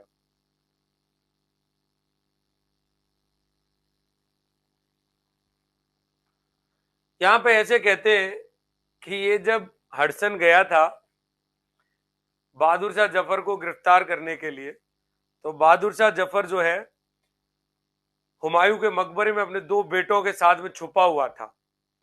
अब हडसन की सिचुएशन ऐसी थी कि हडसन थोड़ा बहुत उर्दू का ज्ञानी व्यक्ति था और थोड़ी बहुत शायरी भी कर लेता था। तो हडसन ने क्या किया, हुमायूं के मकबरे की ओर देखा और हुमायूं के मकबरे में किसकी ओर देखा? बहादुर शाह जफर की ओर देखा। तो इसने क्या कहा था? इसने 2 लाइनें बोली थी कि दमदमे में दम नहीं है और खैर मांगो जान की। दमदमे में दम नहीं है, खैर मांगो जान की। ए जफर ठंडी हुई अब तेग हिंदुस्तान की। तेग का मतलब लहर। तो इसने कहा था हडसन ने शायराना अंदाज में। किसको कहा था? बहादुर शाह जफर को कहा था। तो बहादुर शाह जफर ने इसको बड़े बढ़िया शब्दों में जवाब दिया था। इसने कहा था कि दमदमे में दम नहीं है और खैर मांगो जान की, क्योंकि हम आ गए ना तुम्हें मारने के लिए। और ए जफर अब ठंडी हुई तेग हिंदुस्तान की। तो बहादुर शाह जफर क्या कहता है? बहुत शानदार जवाब देता है कि गाजियों में बू रहेगी जब तलक ईमान की। क्या कहता है? कि गाजियों में बू रहेगी जब तलक ईमान की और बखूद लंदन तक चलेगी तेग हिंदुस्तान की। किसने कहा था? बहादुर शाह जफर ने। और मुगल शासक थे ये अंतिम बहादुर शाह जफर। ये भी उर्दू के जाने माने शायर हुआ करते थे। तो हडसन ने इस समय बहादुर शाह से कहा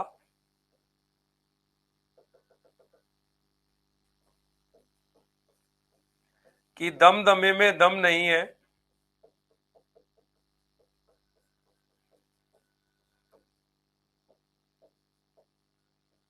अब खैर मांगो जान की, ए जफर अब ठंडी हुई,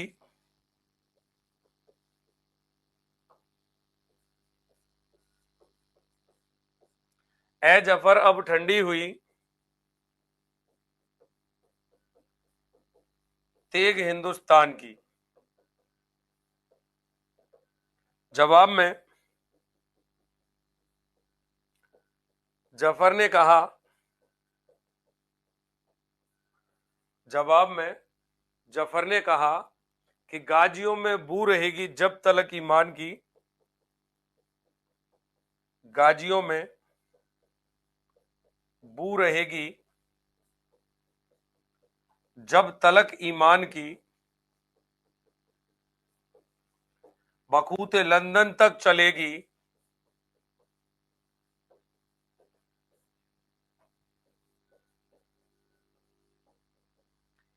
तेग हिंदुस्तान की।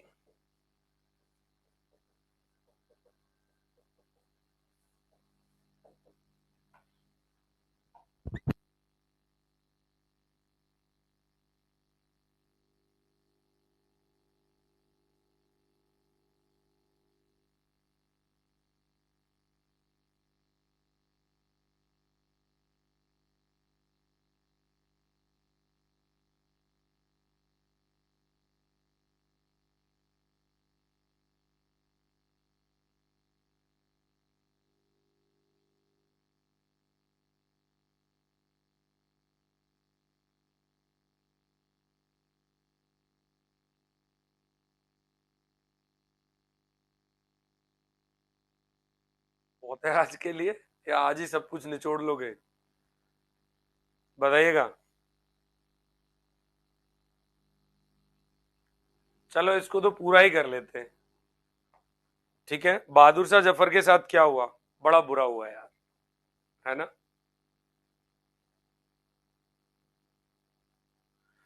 इसको पूरा कर लेते हैं।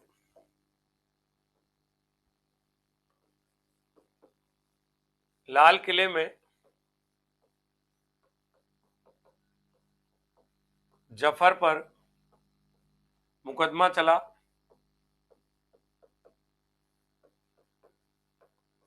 ठीक है ना? एक फौजी कमीशन ने ये मुकदमा चलाया था।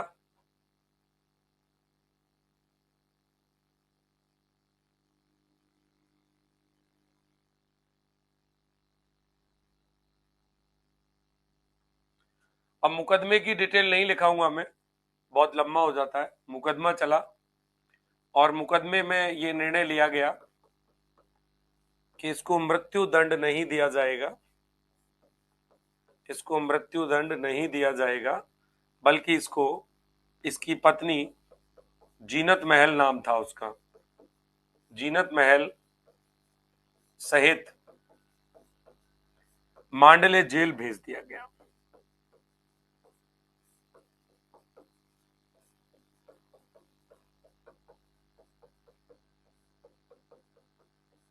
लिखाऊं क्या ये पूरा?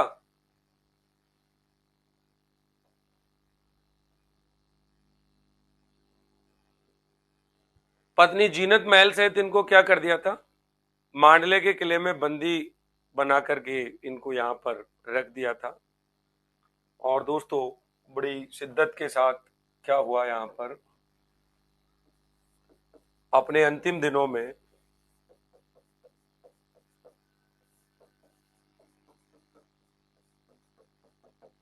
अपनी बेबसी पर आंसू बहाते हुए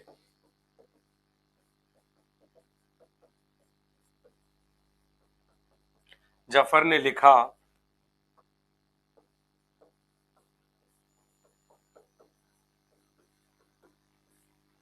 कुछ चार पंक्तियां, कि ना किसी की आंख का नूर हूं और ना किसी के दिल का करार हूं, वो जो किसी के काम ना आ सका, मैं एक धूल का ऐसा गुबार हूं। यानी कि ना किसी की आंख का नूर हूं और ना मैं किसी के दिल का करार हूं, मैं वो एक मुस्ते गुबार हूं जो किसी के काम नहीं आ सका। अपने अंतिम दिनों में बेबसी पर इसने ये लिखा हुआ था।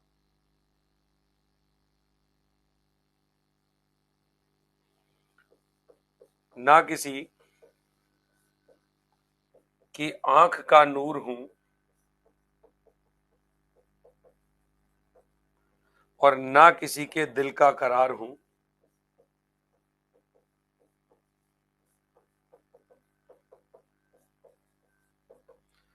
ना किसी के दिल का करार हूं,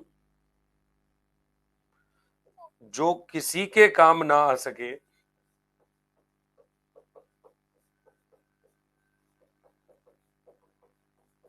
मैं वो एक मुश्ते गुबार हूं।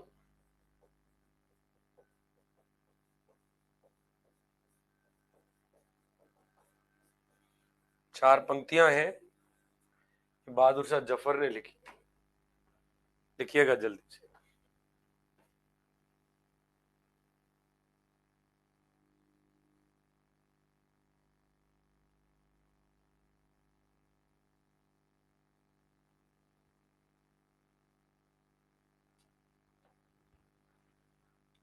अठारह में जेल में मृत्यु हुई।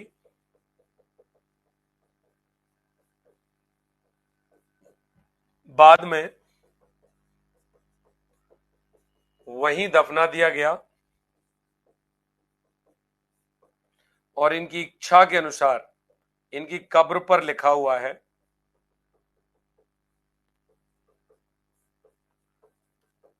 क्या लिखा हुआ है? कितना बदनसीब ए जफर, दो गज जमी तक ना मिली ए नूर में। कितना बदनसीब है जफर, दो गज जमी तक ना मिली ए नूर में। कितना बदनसीब ए जफर, दो गज जमी तक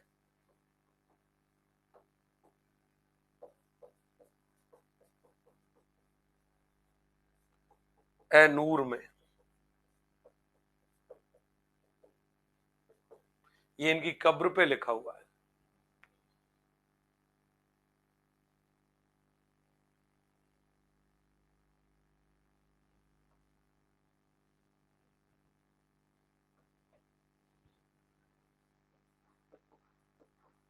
बहादुर शाह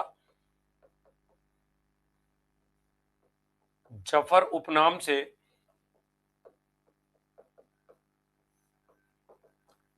कविताएं लिखते थे।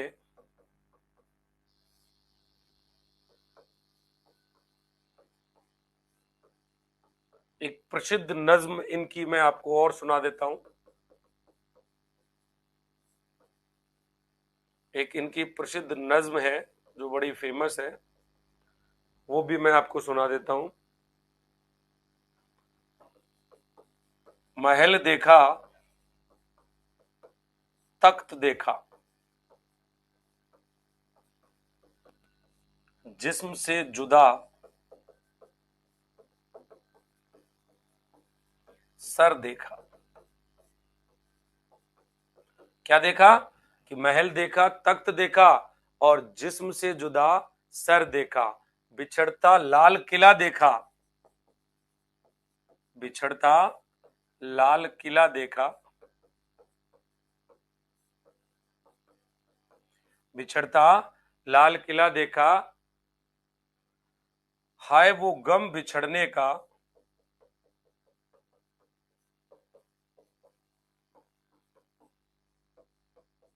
वक्त ने भी ठहर कर देखा।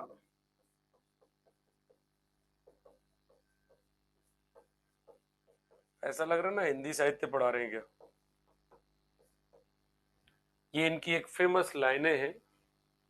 ये लो ये लो ये लो, बैक कर दिया भाई।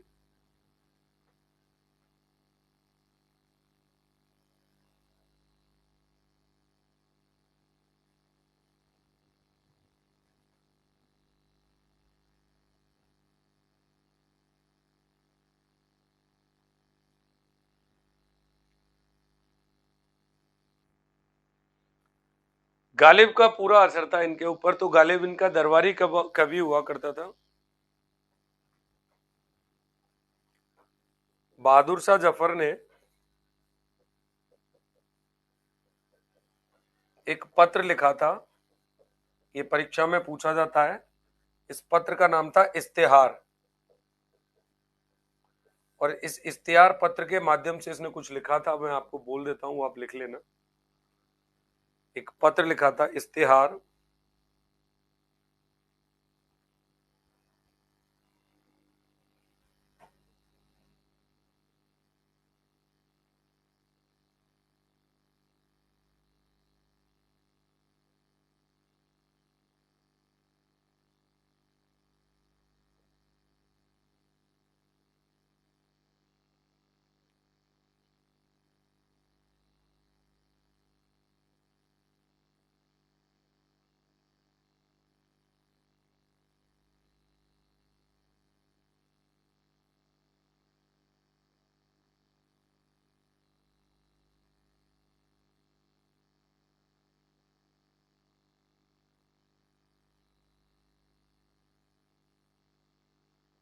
अरे लिख लिया क्या भाई? इस पत्र इश्तिहार में लिखा था, ऐसे लिखो कि हम सबको यह विदित है, इस पत्र इश्तिहार में लिखा था कि हम सबको यह विदित है, हम सबको यह विदित है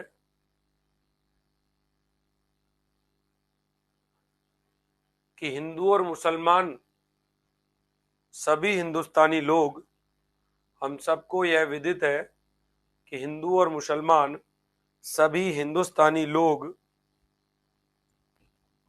हिंदू और मुसलमान सभी हिंदुस्तानी लोग अधर्मी और विश्वासघाती, अधर्मी और विश्वासघाती अंग्रेजों के जुल्म से बर्बाद हो रहे हैं। अधर्मी और विश्वासघाती अंग्रेजों के जुल्म से बर्बाद हो रहे हैं।